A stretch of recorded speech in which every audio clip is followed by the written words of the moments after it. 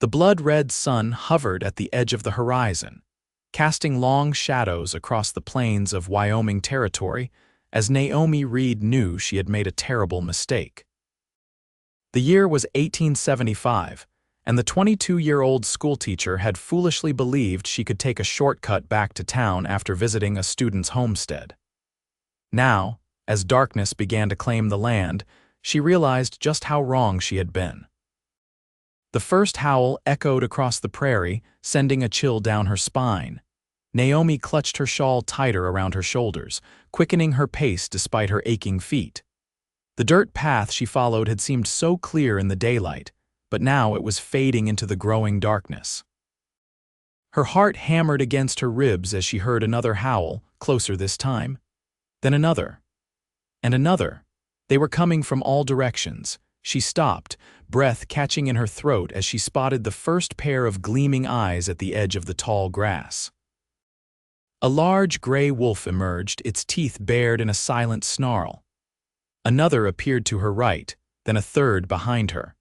In mere moments, she found herself surrounded by a pack of at least 7 wolves, all watching her with hungry, calculating eyes.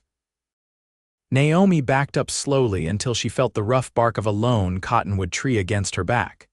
She had nothing to defend herself with except the small knife in her bag, which would be useless against so many predators. The wolves began to circle, drawing closer with each pass. One of them, larger than the rest with a distinctive scar across its muzzle, moved forward, ears flattened against its head. "Help!" she screamed, knowing it was futile. The nearest ranch was miles away. "Someone please help me," the alpha wolf crouched, muscles tensing as it prepared to lunge. Naomi closed her eyes, tears streaming down her cheeks. The thunderous crack of a rifle shot shattered the silence. Her eyes flew open to see the alpha wolf darting away, the entire pack scattering into the tall grass. A second shot followed, and then the pounding of hooves approached from the south. "Get down, miss." A deep voice commanded. Naomi dropped to her knees as a third shot rang out. A rider on a magnificent black stallion galloped past her, firing once more into the air. The man wheeled his horse around and dismounted in one fluid motion, keeping his rifle at the ready as he scanned the area. "They're gone for now, but they won't stay away for long," he said, turning to face her. "Are you hurt?" Naomi shook her head, unable to find her voice as she took in the sight of her rescuer. He was tall and broad-shouldered, with sun-bronzed skin and eyes the color of a summer storm. His dark hair fell in waves beneath a well-worn Stetson, and several days' worth of stubble lined his strong jaw. He wore the practical attire of a working cowboy: denim pants, a faded blue shirt, leather vest, and boots caked with dust from the trail. "I'm Samuel Blackwood," he said, offering his hand to help her up. "Most folks just call me Sam."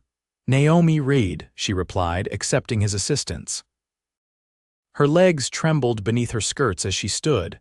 "I cannot thank you enough, Mr. Blackwood. Those wolves were about to—" "No need to dwell on what didn't happen," Sam interrupted gently. He glanced at the darkening sky. "Night's coming fast. We need to make camp before those wolves decide to return with reinforcements." "Camp?" Naomi asked, panic rising in her chest again.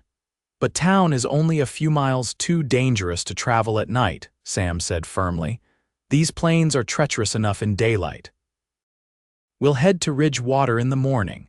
Without waiting for her response, he turned and whistled for his horse, which trotted obediently to his side.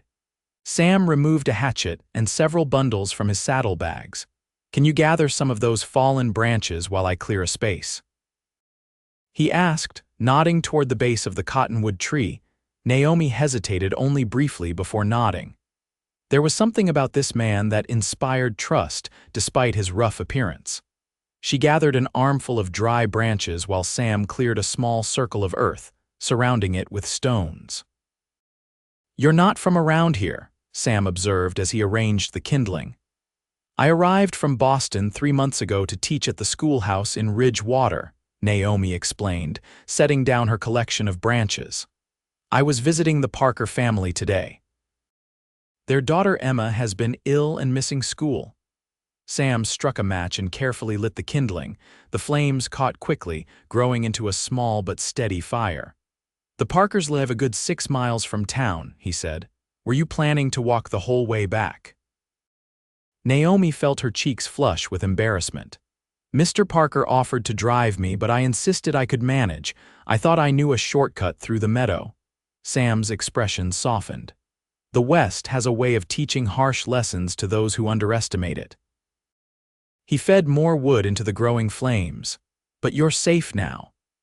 The fire cast a warm glow around them, pushing back the darkness and the chill of the spring evening. From his saddlebags, Sam produced a small pot, some coffee, jerky, and hardtack. "It's not much of a supper," he apologized, "but it'll keep us going." "It's more than enough," Naomi assured him. She watched as he prepared the coffee with practiced efficiency. "May I ask what brings you to these parts, Mr. Blackwood?" "Just passing through," he replied, his tone suggesting there was more to the story. "I've been working cattle drives between Texas and Wyoming for the past few years. Was heading to Ridge Water myself when I heard your call." As the coffee brewed, Naomi studied her rescuer more carefully. Despite his rugged appearance, there was a gentleness to his movements and a certain sadness in his eyes that intrigued her. His hands, though calloused from years of hard work, handled the delicate task of preparing their simple meal with unexpected grace. "Here," Sam said, offering her a tin cup of steaming coffee and a portion of the provisions. "It'll warm you up." Naomi accepted gratefully, their fingers brushing momentarily. She felt a strange flutter in her stomach at the contact and quickly looked away, focusing on the coffee instead. "Have you always been a cowboy?" she asked after a few moments of silence. Sam stared into the fire, the flames reflecting in his gray eyes. "No," he said quietly. "I grew up in Virginia. My family owned a small horse farm before the war." The way he said "the war" told Naomi everything she needed to know. The Civil War had ended 10 years ago, but its shadows still lingered across the nation. "You fought?" she asked softly. He nodded once. "Confederate cavalry." "Lost everything after Appomattox the farm, my parents to fever, my brother in battle." He took a long sip of coffee. "Came west like so many others, looking for something new, I suppose." "I'm sorry," Naomi said, meaning it.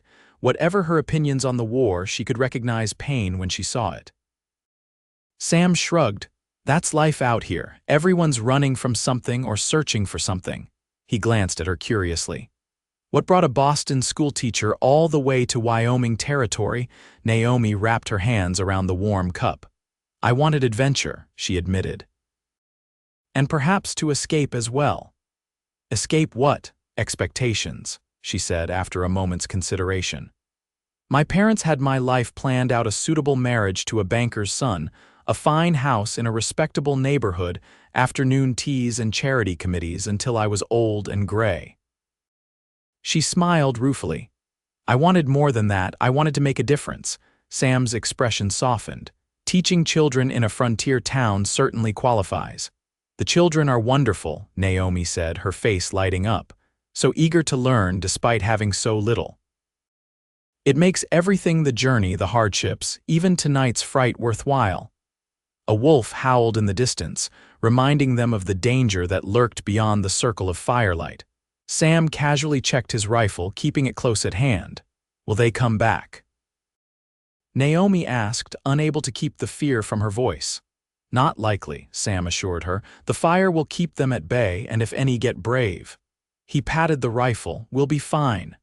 Naomi nodded, though she couldn't help glancing nervously into the darkness. "Have you encountered wolves often in your travels?" "Often enough," Sam replied. "They're usually more afraid of humans than we are of them. That pack was unusually bold, probably hungry after the hard winter." They fell into a companionable silence, the crackling of the fire and the occasional distant howl the only sounds disturbing the night. Naomi found herself studying Sam's profile as he gazed into the flames. There was something compelling about him, a quiet strength that had nothing to do with his physical capabilities. "You should try to get some rest," Sam said eventually. "I'll keep watch." "I doubt I could sleep," Naomi confessed. Every time I close my eyes, I see those wolves. Sam nodded in understanding. Tell me about Boston, then, he suggested. I've never been further east than St. Louis. Grateful for the distraction, Naomi began describing her hometown, the cobblestone streets, the harbor filled with ships from exotic ports, the public gardens in full bloom during spring. As she spoke, she felt the tension gradually leave her body. Sam listened attentively, asking questions that revealed a keen intelligence beneath his frontier exterior. The night grew deeper around them, but the fire kept them in a warm bubble of light. When Naomi finally fell silent, she realized that her fear had subsided, replaced by a strange sense of contentment despite their circumstances. You paint a pretty picture, Sam said softly. Makes me wonder why you'd leave it all behind. It was beautiful, Naomi acknowledged, but it was also confining. Here, despite the dangers, I feel free. She looked up at the vast canopy of stars above them, more brilliant than she'd ever seen in the city. I feel alive.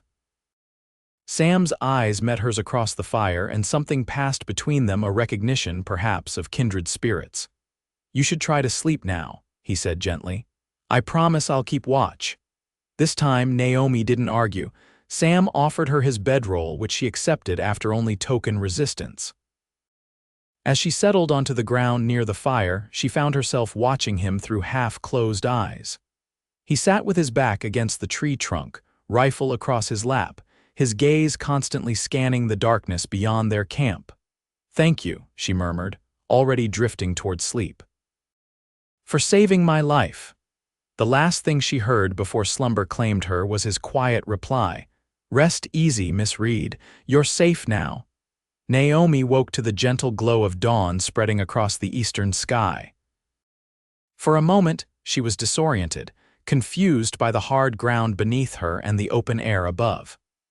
Then the events of the previous evening came rushing back: the wolves, the gunshots, the cowboy who had appeared like a guardian angel in her moment of greatest need. She sat up quickly, wincing at the stiffness in her muscles, and looked around. Sam was crouched by the fire, which he had carefully maintained through the night. He was brewing a fresh pot of coffee, his movements deliberate and quiet, as if trying not to wake her. Good morning, she said, her voice rough with sleep. Sam looked up, a hint of a smile softening his weathered features. Morning, hope you slept well enough. Better than I had any right to expect, Naomi admitted, running a hand through her tangled hair. She must look a fright, she realized, with her clothes rumpled and dirt smudging her face and hands. For some reason, this bothered her more than it should have. Coffee's almost ready, Sam said, seemingly untroubled by her disheveled appearance. We should reach Ridgewater before midday if we start soon. Naomi nodded, rising to her feet and attempting to brush the worst of the dust from her skirts. Did you sleep at all, Mr. Blackwood? Caught an hour or two, he replied, though the shadows beneath his eyes suggested otherwise. And please call me Sam. After sharing a campfire, Mr. Blackwood seems too formal. Then you must call me Naomi, she said, feeling oddly shy despite the night they had spent in each other's company. Sam handed her a cup of coffee. Their fingers brushed again, and this time Naomi didn't look away. In the clear light of morning, she could see flecks of blue in his gray eyes and the lines around his mouth that hinted at rare smiles. Thank you, she said softly, meaning more than just the coffee. You're welcome, he replied, holding her gaze for a moment longer than necessary before turning away to pack up their makeshift camp. They broke their fast with the last of Sam's provisions, then prepared to depart. Sam extinguished the fire with care, making sure no embers remained that might spark a prairie blaze. I'm afraid you'll have to ride double with me, he said, approaching his horse. Storm here is strong enough to carry us both to town. The black stallion nickered softly as Sam stroked his neck. The animal was magnificent, powerful, and spirited, yet clearly devoted to his master. He's beautiful, Naomi said, admiring the horse's glossy coat and intelligent eyes. And he knows it, Sam replied with a rare grin. Don't you, boy? He secured his bedroll and saddlebags, then turned to Naomi. Ready, she nodded, suddenly aware of what riding double would entail. Sam must have noticed her hesitation, for his expression grew serious. I promise to be a gentleman, Miss Reed, he said formally. Naomi, she corrected him, gathering her courage. And I trust you, Sam, truly. He helped her mount first, then swung up behind her in one fluid motion. Naomi found herself seated before him, his arms reaching around her to hold the reins. His chest was warm against her back, solid and reassuring. She was acutely conscious of their proximity, of the strength in the thighs that pressed against hers through layers of fabric, of his breath stirring the hair at her temple. Comfortable? He asked, his voice close to her ear. Yes, she managed, thankful he couldn't see her flushed face. With a gentle click of his tongue, Sam urged Storm forward. The horse set off at an easy walk, carrying them away from the cottonwood tree and back toward the main trail. As they rode, the morning sun climbed higher, warming the spring air. The prairie spread out around them, vast and beautiful, wildflowers dotting the rolling landscape with splashes of color. Despite her ordeal of the previous night, or perhaps because of it, Naomi found herself noticing the beauty of Wyoming territory with fresh eyes. It's lovely, she murmured, almost to herself. It can be harsh, Sam replied, but yes, there's a beauty to it like nowhere else. They fell into comfortable conversation as they rode. Sam pointed out landmarks and wildlife, sharing knowledge gained from years on the trail. Naomi told him about her students and the challenges of teaching in a frontier town with limited resources. Hours passed, and the distance between them, both physical and otherwise, seemed to shrink with each mile. By mid-morning, they crested a rise and saw ridge water in the distance. The small town nestled in a valley beside a winding creek, its buildings clustered around a main street. Smoke rose from chimneys, and even from this distance, they could see people moving about their daily business. Almost home, Sam said, though there was an odd note in his voice that Naomi couldn't quite place. Yes, she agreed, surprised to find herself reluctant for their journey to end. I suppose everyone will be wondering what happened to me. Sam urged Storm forward again, and they continued toward town. As they drew closer, Naomi became increasingly aware of how their arrival would appear to the townsfolk. An unmarried schoolteacher, absent overnight, returning on horseback with a strange man's arms around her, it would set tongues wagging for weeks. Sam, she said hesitantly, perhaps it would be better if you let me down before we reach town. I could walk the rest of the way. Concerned about appearances, he asked, no judgment in his tone. I hate to admit it, but yes, she confessed. Ridgewater is a small town, and as the schoolteacher, I understand, Sam interrupted gently, we'll stop just outside of town. True to his word, when they were still a quarter-mile from the outskirts, Sam reined Storm to a halt and dismounted. He reached up to help Naomi down, his hands strong and steady at her waist. When her feet touched the ground, he didn't immediately let go, and she found herself looking up into his weather-lined face. Thank you, she said, her voice barely above a whisper, for everything. It was my pleasure, Naomi, he replied, her name sounding like something precious on his lips. A moment of silence stretched between them, filled with things unsaid. Then Sam stepped back, releasing her waist. Will you be staying in Ridgewater long? Naomi asked, reluctant to say goodbye. A shadow crossed Sam's face. I'm not sure yet. I have some business to attend to.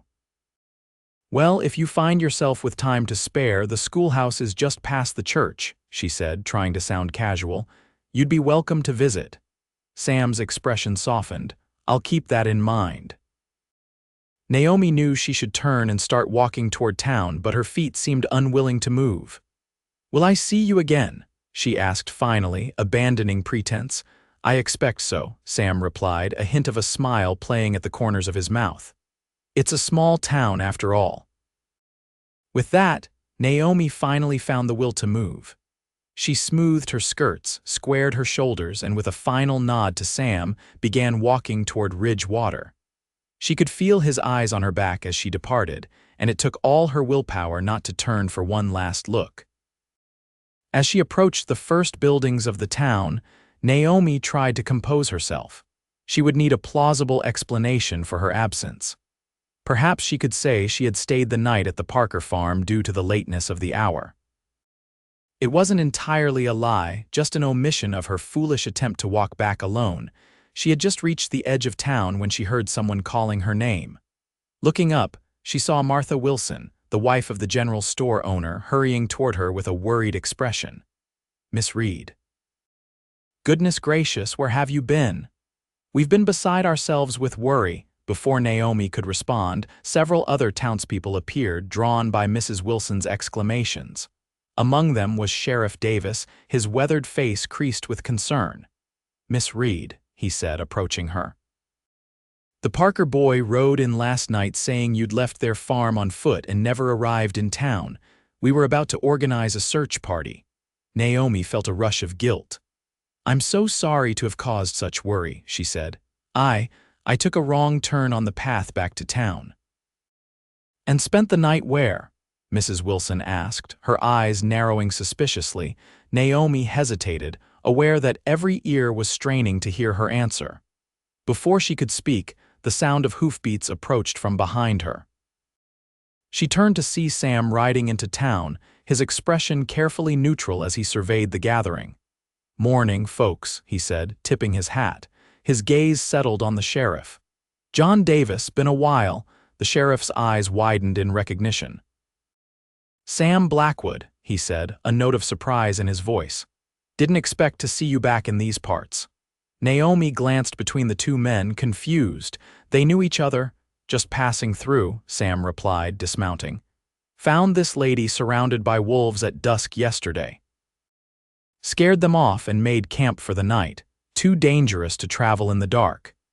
His simple explanation, delivered with such straightforward honesty, seemed to satisfy most of the onlookers. The sheriff, however, continued to study Sam with an unreadable expression. "That's so?" Sheriff Davis asked, turning to Naomi. "This man helped you, Miss Reed?" "Yes," Naomi confirmed, relieved to have the truth out in the open. "Mr. Blackwood saved my life. The wolves would have torn me to pieces if he hadn't arrived when he did." Mrs. Wilson's expression softened immediately. "Oh, you poor dear. What a terrible ordeal. You must come to my home at once for a proper meal and a chance to refresh yourself." As the townsfolk surrounded her with expressions of concern and offers of assistance, Naomi cast a glance over her shoulder at Sam. He stood apart from the group, watching her with those storm-gray eyes. When their gazes met, he gave her a slight nod before turning away to lead his horse toward the livery stable. Naomi allowed herself to be guided toward the Wilson home, her mind still full of questions. Who was Samuel Blackwood really, and what was his connection to Ridge Water? Despite the comfort of being back among familiar faces, she couldn't help feeling that the most interesting part of her adventure might be yet to come. The next few days passed in a blur of activity for Naomi. After her ordeal, the townsfolk treated her with a mixture of concern and barely concealed curiosity. She returned to teaching, grateful for the routine and the children's uncomplicated acceptance of her simplified account of events. Yes, she had been lost. Yes, a kind cowboy had helped her. No, the wolves hadn't hurt her. The children, especially the younger ones, seemed disappointed by the lack of dramatic details. Through it all, Naomi found herself watching the street outside the schoolhouse window, hoping for a glimpse of a tall figure in a worn Stetson. But Sam Blackwood remained elusive. She heard whispers that he was staying at the small hotel on the edge of town, that he had business with the banker, that he had once lived in Ridge Water years ago. Yet he made no attempt to visit her, and pride prevented her from seeking him out. On Friday afternoon, as Naomi was dismissing her students for the weekend, Sheriff Davis appeared at the schoolhouse door. He waited patiently until the last child had departed before approaching her desk. "Miss Reed," he said, removing his hat, "I hope you've recovered from your misadventure." "Quite well, thank you, Sheriff," she replied, gathering her papers. Was there something you needed? Davis cleared his throat, looking uncomfortable. I thought you should know. Sam Blackwood has a history in this town. Naomi set down her papers, giving the sheriff her full attention. What kind of history? He grew up here, Davis said. Left about 7 years ago after some trouble. His father owned the largest ranch in the county before he died. Bad business, that. What kind of trouble? Naomi asked, trying to keep her tone neutral. The sheriff shifted his weight from one foot to the other. There was a shooting. Sam's younger brother was killed. The circumstances were unclear. Naomi felt a chill run through her. Are you saying Sam was responsible? No, Davis said quickly. Nothing like that. But there were accusations, bad blood with the neighboring rancher. Sam left town before it could all be sorted out. And now he's back, Naomi said slowly. Yes, madam, and while I'm grateful he helped you, I thought you should be aware of his past. The sheriff replaced his hat. Just be careful, Miss Reed. Sam was always a decent sort, but a man can change in 7 years. After Davis left, Naomi sat at her desk for a long time, staring at the empty classroom. The man who had saved her, who had treated her with nothing but respect and kindness, had secrets, a past more complicated than he had let on. Yet somehow, this knowledge only deepened her curiosity about Samuel Blackwood. That evening, as Naomi walked back to her small room at the boarding house, she spotted a familiar figure leaning against the hitching post outside. Her heart skipped a beat as Sam straightened, removing his hat as she approached. Evening, Miss Reed, he said, his voice as deep and warm as she remembered. Mr. Blackwood, she replied, stopping before him. I was beginning to think you'd left town without saying goodbye. Something like regret flashed across his face. I've been tied up with business. Didn't want to intrude on your teaching. An awkward silence fell between them, so different from the easy conversation they had shared on horseback. Naomi was acutely aware that they were standing on a public street, visible to anyone who might pass by. Would you care to take a walk? She suggested impulsively. There's a pleasant path along the creek. Sam hesitated, then nodded. I'd like that. They walked side by side, maintaining a proper distance between them as they made their way to the edge of town. Once they reached the creek path, where cottonwoods provided some privacy from curious eyes, Naomi spoke. Sheriff Davis told me you grew up in Ridgewater. Sam's expression tightened almost imperceptibly. Did he now? He mentioned there was trouble, something about your brother. Sam stopped walking, turning to face the creek. The setting sun painted the water with streaks of gold and crimson. My brother Nathan was shot 7 years ago, he said finally, his voice flat. He was 19. They said it was an accident, a hunting mishap. I never believed that. Naomi stood quietly beside him, waiting for him to continue. Our ranch bordered Harlan Preston's property, Sam went on. There had been disputes over water rights, cattle straying across boundary lines, nothing unusual for neighboring ranches, but Preston was a greedy man. Wanted our land, especially after my father died. And you think this Preston was responsible for your brother's death? Naomi asked gently. Sam's jaw tightened. I know he was, but I couldn't prove it. When I confronted him, things got heated. Sheriff Davis suggested I leave town before I did something I'd regret. So you left, Naomi said, understanding dawning. And now you're back. Why? Sam turned to her, his eyes reflecting the dying light. Preston died last month. His son's selling the ranch. I came to buy it. The simple statement carried the weight of years of waiting, of a plan long in the making. Naomi could see both the pain and determination in Sam's face. Is this about justice or revenge? She asked softly. Maybe both, he admitted. Or maybe it's just about coming home. This land is in my blood, Naomi. It's all I've ever really wanted. The way he said her name with such quiet intimacy made her breath catch. They stood so close now that she could see the faint scar along his jawline, could smell the leather and wood smoke scent of him. What about the ranch your father owned? She asked. Lost it years ago, couldn't manage it alone after Nathan died. His expression softened slightly. But I've been saving every penny I earned on cattle drives. If I can secure Preston's land, I can start over, build something new. Naomi found herself drawn to the vision he described: a home, a future carved from the wilderness. It appealed to the same part of her that had sought adventure in coming west. "I hope you succeed," she said sincerely. Sam studied her face in the fading light. "The banker's giving me his answer tomorrow. If it's yes, I'll be staying in Ridgewater." He paused, seeming to gather his courage. "Would you have dinner with me tomorrow night to celebrate or commiserate?" The invitation, so simply offered, made Naomi's heart flutter. "Yes," she said, a smile spreading across her face. "I'd like that very much." The transformation in Sam's expression was remarkable, the tension easing from his features, his eyes brightening with something that looked suspiciously like hope. "I'll call for you at 6 then," he said. "At your boarding house?" Naomi nodded, suddenly shy. "I'll be ready." They walked back toward town in companionable silence, the space between them somehow both proper and intimate at the same time. When they reached the boarding house, Sam tipped his hat in farewell, his eyes holding hers for a long moment before he turned away. Naomi watched him go, her mind spinning with all she had learned. Samuel Blackwood was a man with a past, with wounds that hadn't fully healed. Yet there was something about him that called to her his quiet strength, his honesty, the way he looked at her as if she were something precious. Tomorrow night couldn't come soon enough. The following evening found Naomi in a state of nervous anticipation. She had spent far too long deciding what to wear, finally settling on her best dress, a deep blue that brought out the color of her eyes. Mrs. Perkins, the boarding house owner, had raised an eyebrow at Naomi's careful preparations, but made no comment beyond a knowing smile.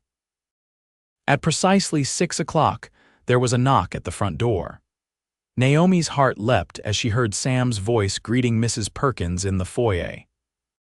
When she descended the stairs, she found him waiting, hat in hand, dressed in clean clothes that, while still simple, were a far cry from his trail-worn attire. His eyes widened slightly as he saw her, a look of admiration crossing his face that made her cheeks warm. "Miss Reed," he said, his voice lower than usual, "you look beautiful." "Thank you," she replied, suddenly shy under his gaze. "And you look very handsome, Mr. Blackwood." Mrs. Perkins cleared her throat pointedly. "I expect Miss Reed back by 9 o'clock, sir," she said firmly. "Yes, madam," Sam replied with perfect seriousness, though Naomi detected a hint of amusement in his eyes. Outside, the spring evening was mild and pleasant. Sam offered his arm, which Naomi took after only a moment's hesitation. The solid warmth of him beneath her fingertips was reassuring. "I thought we might dine at the hotel restaurant," Sam said as they walked. "It's not fancy, but the food is honest." "That sounds perfect," Naomi replied. Then, unable to contain her curiosity any longer, she asked, "Did you speak with the banker today?" Sam's face broke into a genuine smile, the first full smile she had seen from him, transforming his features and making him look years younger. "I did," he confirmed. "The deal is done. Preston's ranch is mine." "Oh, Sam, that's wonderful," Naomi exclaimed, squeezing his arm in delight. "It needs work," he cautioned.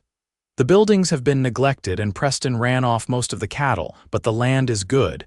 With time and effort, it could be something again." The pride and determination in his voice touched something deep within Naomi. This was a man with a vision, with the will to build something lasting from the ashes of his past. They reached the hotel, where Sam had reserved a table in the small dining room. It was the closest thing Ridgewater had to a fine restaurant, with clean tablecloths and a menu that extended beyond the usual frontier fare. A few heads turned as they entered, curious glances following them to their table, but Sam seemed oblivious to the attention. Once they were seated, Sam ordered a bottle of wine, a rare luxury in the small town. As they waited for their meal, he asked about her day, listening with genuine interest as she described her students' progress and the challenges of teaching children of different ages and abilities in a single classroom. "You love it," he observed, his eyes warm in the lamplight. Teaching, I mean. It shows when you talk about your students. I do, Naomi admitted. It's not always easy, but it's rewarding in a way I never experienced back east. These children are so eager to learn despite having so little. They're fortunate to have you, Sam said sincerely. Their food arrived simple but well-prepared dishes that reminded Naomi how far from Boston she truly was. As they ate, Sam spoke more openly about his plans for the ranch, his hopes of building a herd of quality cattle, perhaps breeding horses as his father had done. It's a big undertaking for one man, Naomi observed. Yes, Sam agreed. I'll need to hire hands, good men who know cattle and aren't afraid of hard work.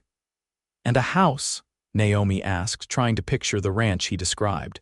Is there one on the property? A shadow passed over Sam's face.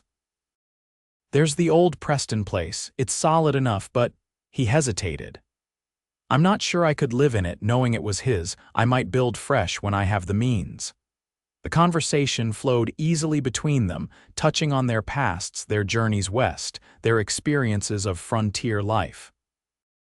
Naomi found herself laughing more than she had in months, drawn in by Sam's dry wit and the quiet intelligence that lay beneath his cowboy exterior. As the evening progressed, Naomi became increasingly aware of the connection growing between them. It wasn't just gratitude for her rescue, nor mere physical attraction, though both elements were present. There was something deeper, a recognition, perhaps, of kindred spirits despite their different backgrounds. All too soon, the clock on the wall indicated it was time to return to the boarding house. Sam settled their bill and offered his arm once more for the walk back. The night had grown cooler, and Naomi drew closer to his warmth as they strolled through the quiet streets. Thank you for this evening, she said as they approached her temporary home. I enjoyed it immensely. As did I, Sam replied. He slowed his steps, clearly reluctant for their time together to end. Naomi. The way he said her name made her heart quicken. They stopped at the gate to the boarding house, standing face to face in the silver moonlight. Yes, she prompted when he didn't continue. Sam's eyes searched hers, uncertainty warring with something deeper in his gaze. I'll be busy at the ranch for the next few weeks, getting things in order. But I'd like to see you again, if you're willing. I'd like that, Naomi said softly. Very much. His expression lightened, relief and pleasure evident in the curve of his mouth. Before she could think better of it, Naomi rose on her tiptoes and pressed a swift, gentle kiss to his cheek. His skin was warm beneath her lips, the stubble of his beard rough against her soft skin. Good night, Sam, she whispered, drawing back. For a moment, he looked stunned, his hand rising unconsciously to touch the spot her lips had brushed. Then he smiled a slow, wonderful smile that reached all the way to his eyes. Good night, Naomi, he replied, his voice deeper than before. Sweet dreams. Naomi floated into the boarding house, Mrs. Perkins's knowing look barely registering as she made her way upstairs to her room. She stood at the window, watching as Sam walked away, his tall figure eventually disappearing into the night. As she prepared for bed, Naomi knew that something significant had shifted between them tonight. Whatever happened next, her life in Ridgewater would never be quite the same.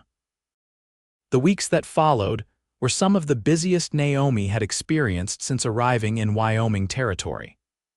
The school term was drawing to a close, which meant examinations to prepare, progress reports to write, and plans to make for the following year. She threw herself into her work, but her thoughts often strayed to Sam and his ranch. True to his word, he had been scarce in town, focused on the enormous task of bringing the neglected property back to life. Occasionally, Naomi would hear news of his progress from townspeople who had business out that way. Sam had hired several men, they said. He was repairing fences, clearing fields, rebuilding corrals. He had purchased a small herd of cattle and a few good horses to start his breeding program.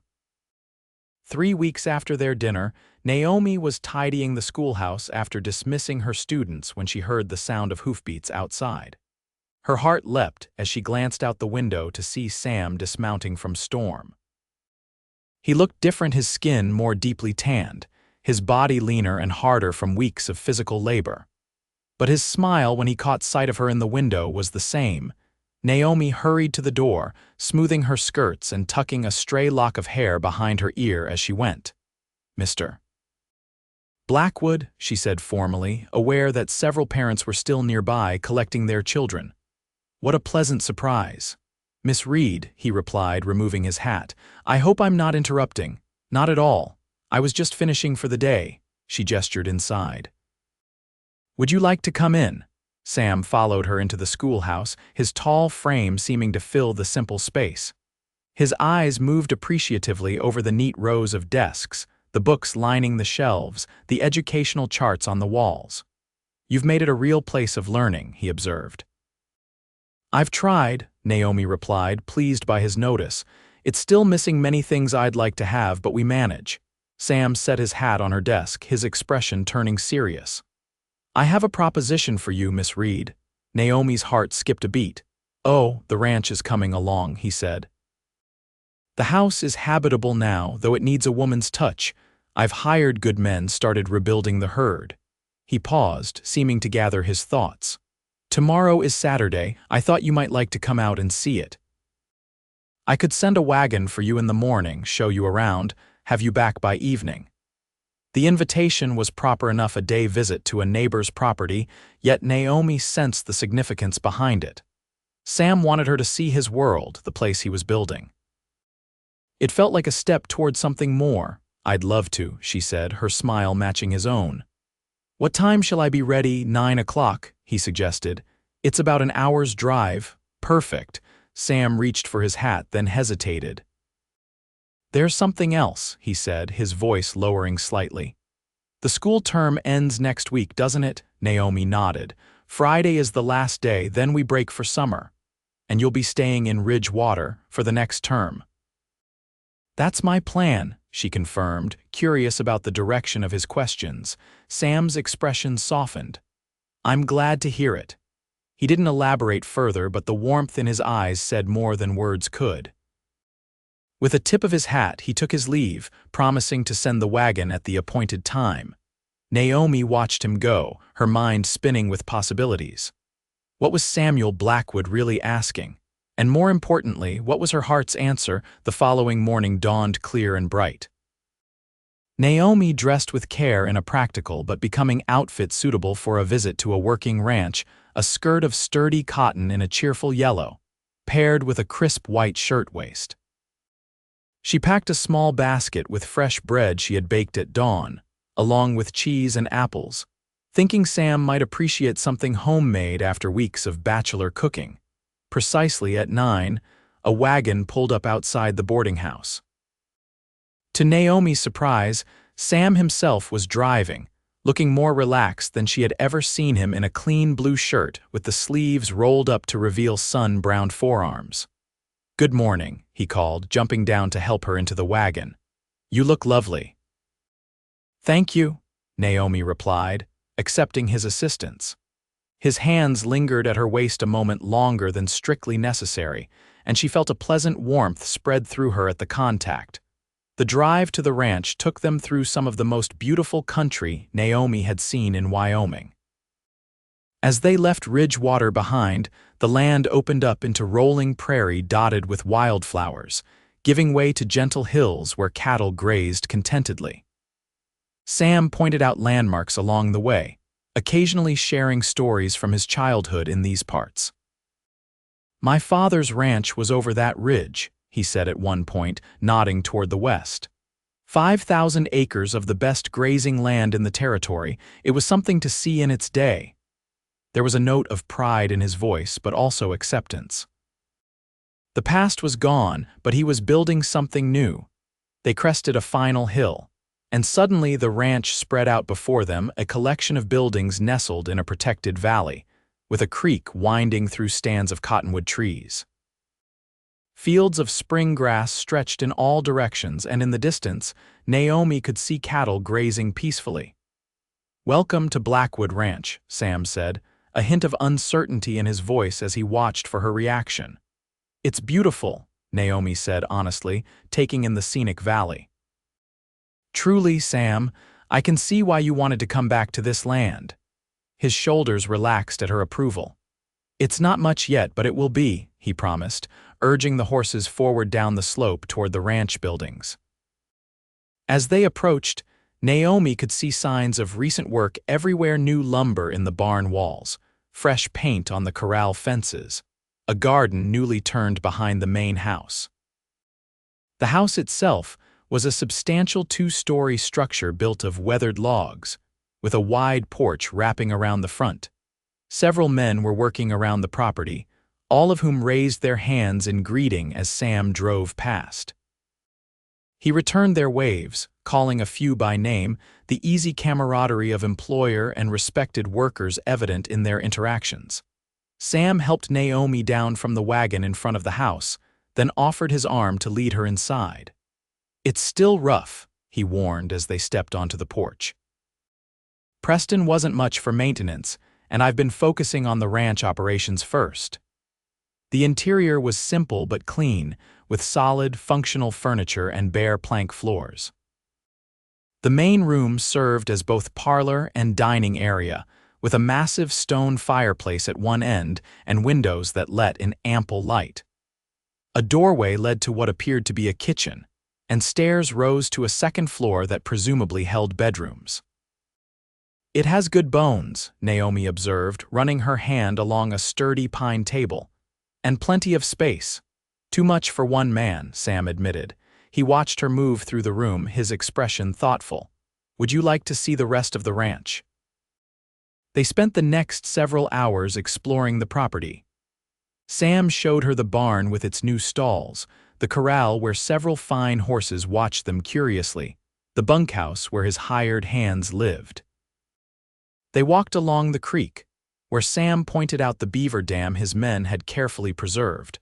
Understanding the value of the wetlands it created throughout it all, Naomi was struck by Sam's connection to the land. He spoke of it with knowledge and respect, detailing his plans for sustainable grazing that would preserve the native grasses, describing the natural cycles of the valley as one who had observed them through many seasons. By midday, they returned to the house, where Naomi insisted on preparing a simple meal from her basket, supplemented by provisions from Sam's kitchen. They ate on the porch, watching the activity of the ranch unfold before them: men moving cattle to fresh pasture, a rider returning from checking fence lines, hawks circling lazily overhead. I can see why you love it here, Naomi said, breaking the comfortable silence that had fallen between them. There's a rhythm to it, a purpose. Sam nodded, his gaze moving over the landscape. I never felt right anywhere else, he admitted. Tried to those 7 years away, worked ranches from Texas to Montana, but nothing felt like home. And this does, Naomi asked softly. It's getting there. His eyes met hers, still missing something though. The implication hung in the air between them, unspoken but unmistakable. Naomi's heart beat faster as Sam's hand moved to cover hers where it rested on the porch railing. Naomi, he began, his voice low and serious. I know we haven't known each other long, but he was interrupted by the sound of hoofbeats approaching at speed. Both turned to see one of the ranch hands galloping toward the house, his expression urgent. Boss, the man called. Fire in the north pasture. Lightning must have struck that dead tree by the creek. Sam was on his feet in an instant, all thoughts of personal matters forgotten in the face of potential disaster. How bad? Spreading fast with the wind. Jenkins is getting the men. Sam turned to Naomi, conflict evident in his face. I have to go, she said immediately, rising as well. I understand. He squeezed her hand briefly, then was gone, running toward the barn where horses were already being saddled. Within minutes, he and his men were riding hard toward a plume of smoke visible on the northern horizon. Left alone at the house, Naomi felt momentarily at a loss. Then, pulling herself together, she decided to make herself useful. She returned to the kitchen, putting together a meal the men would need when they returned from fighting the fire. She found coffee, beans, bacon, and biscuit fixings, and set to work creating a hearty supper that could be ready whenever they returned. As she worked, her mind returned to the moment on the porch, to what Sam might have been about to say before they were interrupted. Her heart told her one thing, but caution whispered another. They had known each other mere weeks. Was it enough time to build a future on? Yet as she moved around the kitchen, his kitchen, Naomi felt a sense of rightness, as if she belonged in this place. She could envision children's laughter filling these rooms, see herself teaching in a small schoolhouse built on the property, picture Sam coming in from the range to find her waiting. It was a powerful vision, all the more startling for its clarity. Hours passed before Naomi heard the men returning. Dusk was falling as she stepped onto the porch to see a line of weary riders approaching, their clothes and faces blackened with soot. Sam rode at their head, exhaustion evident in the slump of his shoulders. Naomi hurried down the steps as they dismounted. "Is everyone all right? Did you contain the fire?" Sam nodded, fatigue etched in every line of his face. "Got it under control before it could reach the main grazing areas. Lost some fence line and about 10 acres of grass, but it could have been much worse." The men trudged toward the bunkhouse, too tired for more than nods of greeting as they passed. Sam remained, looking apologetically at Naomi. "I'm sorry about today," he said. "Not how I planned it." "Don't apologize," she replied. "I'm just glad everyone's safe." She gestured toward the house. "I've made supper if you're hungry." Surprise and something deeper gratitude, perhaps, or tenderness crossed his face. "You didn't have to do that." "I wanted to," Naomi said simply. Sam's gaze held hers for a long moment. Then, without warning, he closed the distance between them and kissed her. His lips were gentle despite the urgency behind them, his hands coming to rest lightly at her waist as if afraid she might pull away. Naomi didn't pull away. Instead, she leaned into him, her hands rising to rest against his chest as she returned the kiss with a fervor that surprised them both. He tasted of smoke and coffee and something essentially Sam, and in that moment, Naomi knew with absolute certainty that her heart had made its choice. When they finally broke apart, both were breathing hard. Sam rested his forehead against hers, his eyes closed as if savoring the moment. "I've wanted to do that since I found you under that cottonwood tree," he confessed. Naomi smiled, her fingers curling into the fabric of his shirt. "I'm glad you finally did."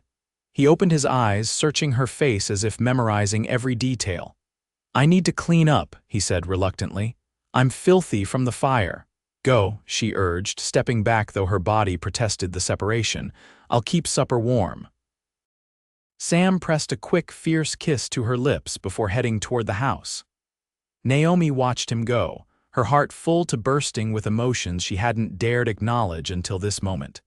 Later, after Sam had washed away the smoke and grime, they sat together at his kitchen table. The simple meal Naomi had prepared seemed transformed by their shared company, by the new understanding between them. They talked softly, hands occasionally reaching across the table to touch, eyes meeting and holding with unspoken promises. As the evening grew late, Sam reluctantly mentioned the need to return Naomi to town. "Mrs. Perkins will be beside herself if I don't get you back at a decent hour," he said, though his expression made it clear he wished otherwise. "Yes," Naomi agreed with a sigh. "I suppose we should go." Sam rose, but instead of heading for the door, he came around the table and knelt beside her chair. Taking her hands in his, he looked up into her face with an expression of such earnest hope that Naomi's breath caught in her throat. "I had a speech planned," he said, a rueful smile tugging at his mouth. Before the fire interrupted, it wasn't fancy, but it came from the heart. "Sam," Naomi whispered, scarcely daring to believe what was happening. "Naomi Reed, I know it hasn't been long since that night under the stars, but sometimes a man just knows." His thumbs traced gentle circles on the backs of her hands. "I love you. I want to build a life with you here on this land. I want to wake up every morning to your smile, raise children with you, grow old sitting on that porch watching the sun set." Tears sprang to Naomi's eyes, but they were tears of joy. "Are you asking me to marry you, Samuel Blackwood?" "I am," he confirmed, his voice steady despite the vulnerability in his eyes. "Will you?" Naomi didn't hesitate. "Yes," she said, her voice breaking on the word. "Yes, I will marry you." Sam's face lit with such joy that Naomi's heart seemed to expand in her chest. He rose, pulling her to her feet and into his arms in one fluid motion. Their kiss was tender at first, then deepened with a passion that spoke of promises to come. When they finally broke apart, both were smiling like fools. Sam reached into his pocket and withdrew a small object, a simple gold band with a single modest diamond. "It was my mother's," he explained as he slipped it onto her finger. "My father gave it to me before he died, said to save it for the woman who captured my heart." The ring fit perfectly, as if it had been made for her hand. Naomi stared at it, then back at Sam's face, hardly able to believe the sudden turn her life had taken. "When?" she asked. "When shall we marry?" "As soon as possible," Sam replied without hesitation. "Unless you want time to plan or to write to your family in Boston." Naomi shook her head. "My parents made their feelings clear when I left for Wyoming. They won't approve no matter how long we wait." She traced the line of his jaw with gentle fingers. "The school term ends next week. We could marry the Saturday after." 8 days, Sam said, his smile widening. "I can be patient for 8 days." They sealed this promise with another kiss before reluctantly preparing for the drive back to Ridgewater. As they rode through the gathering darkness, Naomi nestled against Sam's side, her head on his shoulder, the weight of his arm around her a comfort and a promise. The stars emerged one by one above them, the same stars that had watched over them that first night when wolves had threatened and a stranger had become a savior. Now, as they made their way toward town and the brief separation before their lives would join permanently, Naomi felt a sense of completion, of having found the place and the person she was meant for.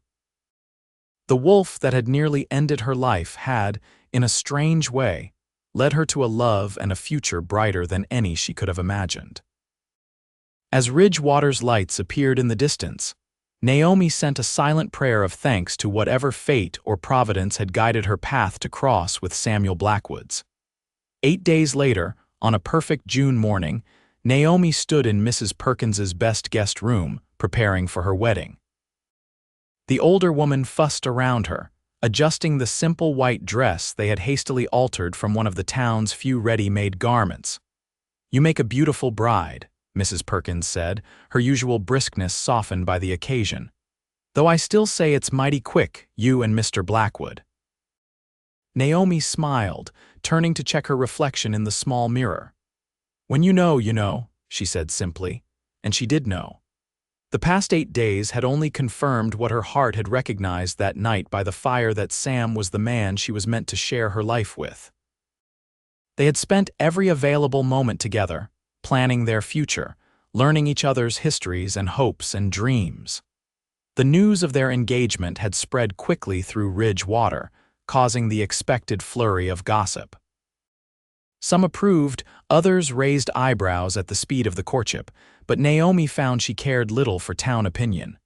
What mattered was the future waiting at Blackwood Ranch. A knock at the door interrupted her thoughts. Mrs. Perkins opened it to reveal Sheriff Davis, looking uncomfortable in his Sunday best. "Miss Reed," he said, removing his hat. "Everything's ready at the church."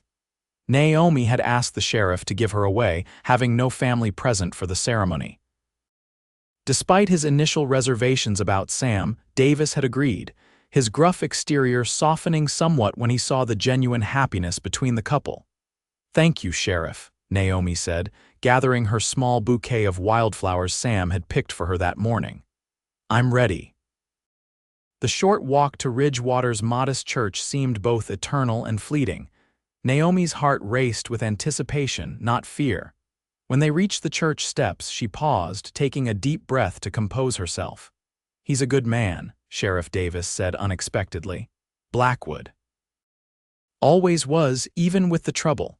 I'm glad he found his way back." So am I, Naomi replied with a smile. Inside, the church was filled with townspeople, some there out of genuine goodwill, others from curiosity, but all rising as Naomi appeared in the doorway.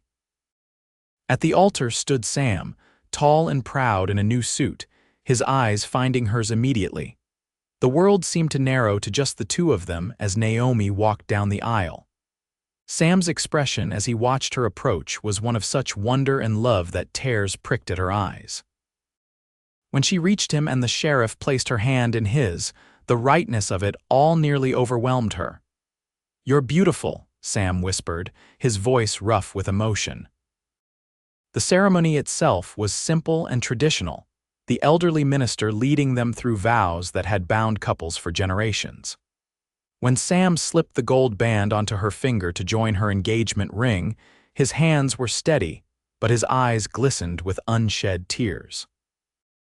"I now pronounce you husband and wife," the minister declared. "What God has joined together, let no man put asunder." Sam didn't wait for permission to kiss his bride. He gathered Naomi close, his lips meeting hers in a kiss that sealed their vows more powerfully than any words. The church erupted in applause and a few good-natured whistles from Sam's ranch hands, who had cleaned up impressively for the occasion. The celebration that followed at the hotel was joyous but brief. By mid-afternoon, Sam and Naomi were in the wagon heading back to the ranch now, their home. Sam had worked tirelessly during the past week to prepare the house, making repairs and improvements he insisted were necessary before bringing his bride home. As they crested the final hill, the valley spreading out before them just as it had on Naomi's first visit, Sam reined the horses to a halt. "Welcome home, Mrs. Blackwood," he said, his arm tightening around her waist. Naomi leaned into him, happiness washing through her in waves. "It's perfect," she said, meaning not just the land but everything they're meeting, their courtship, their marriage. Perfect in its imperfection, in its unexpectedness. They continued down the hill, the horses seeming to sense they were heading home and picking up their pace accordingly. When they reached the house, Sam surprised Naomi by scooping her into his arms before she could descend from the wagon. "Tradition," he explained with a grin, carrying her up the porch steps. He paused at the threshold, his expression growing serious. "I promise you this, Naomi Blackwood. I will spend every day making sure you never regret saying yes to me."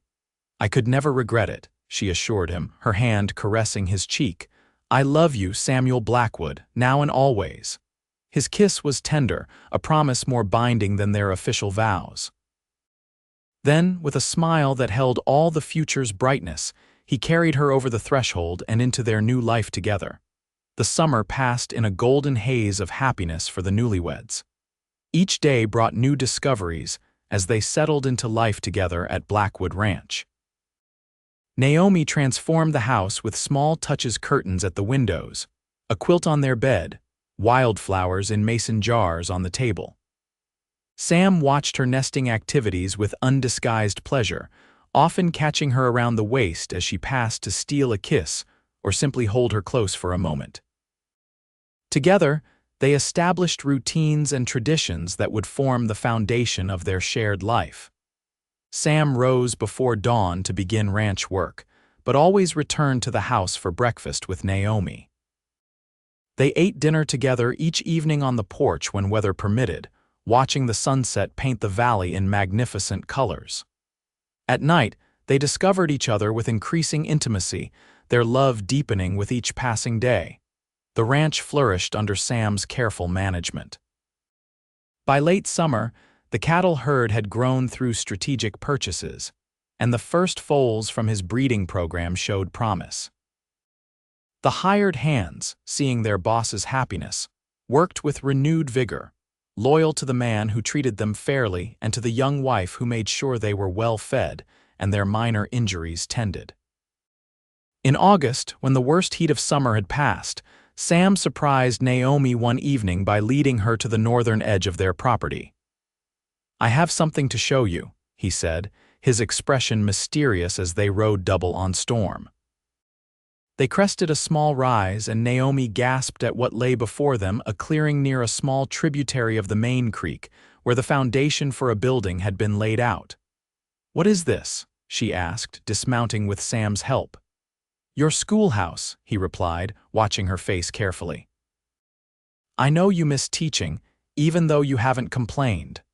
I thought, come spring, we might let the families in the area know there's a school here for their children." Tears filled Naomi's eyes as she walked around the foundation, already imagining the small building that would rise here, the children who would fill it with life and learning.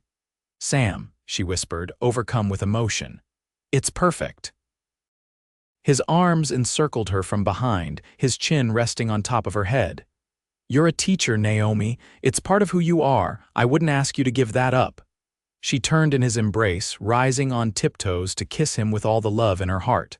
"Thank you," she said against his lips, "for understanding me so well." As summer gave way to autumn, the ranch prepared for winter. Hay was cut and stored, repairs were made to all buildings, supplies were laid in against the possibility of being snowbound. Naomi canned vegetables from their garden and made preserves from wild berries they had gathered together on lazy Sunday afternoons. It was on one such Sunday in early October, as they sat on their porch watching golden leaves drift from the cottonwoods, that Naomi turned to Sam with news that would change their lives forever. "I have something to tell you," she said, her hand unconsciously drifting to her still flat stomach. Sam looked at her quizzically, then his eyes widened as understanding dawned. "Naomi," he breathed, "are you?" She nodded, joy bubbling up inside her. "We're going to have a baby, in late spring, the doctor thinks." For a moment, Sam seemed frozen in place. Then he let out a whoop that likely could be heard at the bunkhouse, gathering Naomi into his arms and lifting her in a gentle circle before setting her carefully back on her feet. "A baby," he repeated, wonder evident in his voice. His hand moved to cover hers where it rested on her abdomen. "Our child. Are you happy?" Naomi asked, though his reaction left little doubt. "Happy doesn't begin to describe it," Sam replied, his voice rough with emotion. He knelt before her, pressing a reverent kiss to her stomach through the fabric of her dress. "I'll build a cradle," he said, looking up at her with shining eyes. "From that cherry wood I've been saving." Naomi ran her fingers through his dark hair, her heart so full she thought it might burst. In that moment, watching her husband's face as he contemplated fatherhood, she thought back to the night that had started it all, the wolves, the gunshots, the stranger who had appeared like a guardian angel in her moment of need. "I never thought I could be this happy," she admitted. "Sometimes I think if I hadn't gotten lost that night, if the wolves hadn't surrounded me." "I would have found you anyway," Sam said with certainty, rising to his feet and drawing her close. "Some things are meant to be, Naomi. You and me, this ranch, our family, it was all waiting for us." As the first snowflakes of winter began to fall, dusting the valley with delicate white, Naomi and Sam stood wrapped in each other's arms on the porch of their home. Behind them lay the past with all its trials and sorrows. Before them stretched the future full of promise and joy and the family they would build together. And in that perfect moment, as Sam's lips found hers in a kiss that held all their tomorrows, Naomi knew that he was right. Some things were simply meant to be. The winter of 1875-76 proved to be one of the harshest in memory. Snow piled high around the ranch buildings, and bitter winds swept down from the mountains, testing the preparations they had made. Yet inside the Blackwood home, warmth and love prevailed. Naomi's pregnancy progressed steadily, her body changing day by day as the new life within her grew. Sam watched these changes with a mixture of awe and protective concern, often placing his hand on her growing belly to feel the baby's movements. In the evenings, while snow whispered against the windows and the fire crackled in the hearth, he would read aloud from one of Naomi's books, his deep voice soothing both mother and unborn child. As promised, Sam crafted a cradle from cherry wood, working on it during the long winter evenings. His large hands, more accustomed to ropes and reins, worked with surprising delicacy as he shaped the wood into gentle curves. When it was finished, he placed it in their bedroom near the window, where morning light would fill it with warmth. "It's beautiful," Naomi said, running her fingers over the smooth wood. "Our baby will sleep peacefully here." Sam wrapped his arms around her from behind, his hands cradling her rounded abdomen. "Do you think it's a boy or a girl?" he asked, his breath warm against her ear. Naomi leaned back against his solid strength. "A boy," she said with conviction, strong like his father. Sam kissed her temple. "I'd be just as happy with a daughter," he confessed, "with your spirit and your eyes." The thought of a child with Sam's features and her own filled Naomi with indescribable joy. Sometimes, in quiet moments, she marveled at how completely her life had changed in less than a year. From the lonely schoolteacher newly arrived from the East to a beloved wife and soon-to-be mother, mistress of a thriving ranch, it seemed almost like a dream. But it was no dream. It was beautifully, perfectly real, even the challenges that came with frontier life. There were difficult days that winter when blizzards isolated the ranch for weeks, when supplies ran low and Sam had to fight through snowdrifts to check on cattle in distant pastures. But they faced each challenge together, their partnership growing stronger with each obstacle overcome. By February, cabin fever had set in, despite the cozy home they had created. One rare clear day, Sam insisted on taking Naomi for a sleigh ride around the property. "You need fresh air," he declared, helping her into the sleigh he had prepared with warm blankets and heated bricks for her feet. "Doctor's orders." "I don't recall Dr. Matthews prescribing sleigh rides," Naomi teased, but she welcomed the outing. Sam had chosen their route carefully, avoiding rough terrain that might jostle his pregnant wife. They glided across the snow-covered valley, the sleigh runners making a pleasant swishing sound, their breath visible in the cold air. The winter landscape was starkly beautiful cottonwoods etched in black against the white snow, the creek frozen into fantastic ice sculptures, distant mountains sharp and clear against the blue sky. "I never thought I'd love winter," Naomi admitted as they paused at the top of a gentle rise. "In Boston, it was something to be endured. Here it's beautiful," Sam finished for her, in its own way. They were silent for a moment, taking in the pristine vista before them. Then Naomi gasped, her hand flying to her stomach. "What is it?" Sam asked, alarmed. "Is it the baby?" Naomi laughed, taking his hand and placing it where the baby was kicking vigorously. "I think your son approves of the view." Sam's face softened as he felt the strong movements beneath his palm. "Strong-willed already," he observed, "like his mother." As they turned the sleigh toward home, Naomi found herself reflecting on the journey that had brought her to this moment. "Do you ever think about that night?" she asked. "With the wolves?" Sam nodded, his eyes on the path ahead. "More often than you might imagine. Sometimes I wonder what would have happened if I'd taken a different trail that day, if I hadn't heard your call for help." "I believe you would have found me anyway," Naomi said, echoing his words from months ago. "As you said, some things are meant to be." His gloved hand squeezed hers. "I'm glad you think so too." By March, the worst of winter had passed, though snow still blanketed the land. Signs of spring appeared gradually, longer days, the occasional brave bird returning early, patches of ground emerging as the sun gained strength. Inside Naomi, life continued to grow, her body preparing for the birth that was now only weeks away. Sam became increasingly protective, limiting her activities despite her protests that she was perfectly capable of managing her usual tasks. He insisted on having one of the ranch hands' wives, Mrs. Jenkins, come to help with the heavier housework. Naomi eventually acquiesced, recognizing his concern came from love. "I just want you and the baby safe," Sam said one evening as they sat by the fire. "I couldn't bear it if anything happened to either of you." Naomi took his hand, placing it on her belly where their child moved restlessly. "We're both strong," she assured him. "Women have been having babies since the beginning of time, you know." "Not my baby," Sam replied with a half smile. "Not my wife." As April arrived, bringing genuine thaws and the first green shoots in their garden, Naomi began preparing in earnest for the birth. She and Mrs. Jenkins washed and folded tiny clothes, some made from Naomi's own dresses, others sent by kind townswomen when they heard of the impending arrival. Sam rode to town to ensure Dr. Matthews would be available when the time came, returning with more supplies than they could possibly need. "Better to have too much than too little," he said defensively when Naomi laughed at the mountain of baby items he had purchased. The baby, however, had plans of its own.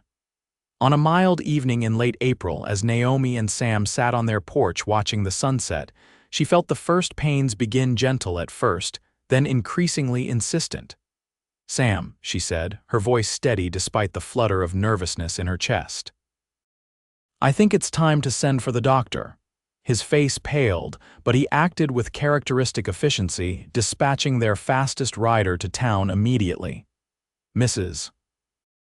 Jenkins, who had been staying in a small room off the kitchen for the past week, took charge of preparing the bedroom while Sam helped Naomi walk slowly around the house, as the midwife had advised. "You're doing wonderfully," he murmured, supporting her through each contraction. "Just breathe, my love." Dr. Matthews arrived as night was falling, bringing his medical bag and a reassuring presence. He examined Naomi and pronounced everything progressing normally, then set Sam to boiling water and preparing clean linens. The labor lasted through the night, Naomi's strength and determination impressing both the doctor and Mrs. Jenkins. Sam never left her side, wiping her brow, offering water, murmuring encouragement even as his own face betrayed his worry. As dawn broke over the valley, painting the sky in glorious pinks and golds, Naomi gave a final, mighty push, and their child entered the world with a lusty cry that brought tears to Sam's eyes. "A boy," Dr. Matthews announced, placing the squalling infant on Naomi's chest. "A fine, healthy son." Naomi looked down at the red-faced, perfect creature in her arms, overwhelmed by a love so fierce it took her breath away. "Hello, little one," she whispered. "We've been waiting for you." Sam sat on the edge of the bed, his finger gently tracing the baby's cheek. "He's beautiful," he said, his voice breaking. "Just like his mother." They named him Nathan William Blackwood, Nathan for Sam's lost brother, William for Naomi's father, despite their estrangement. He had Sam's dark hair and strong build, but Naomi's clear blue eyes and determined chin. The first weeks of Nathan's life passed in a blur of feedings, diaper changes, and precious moments of discovery.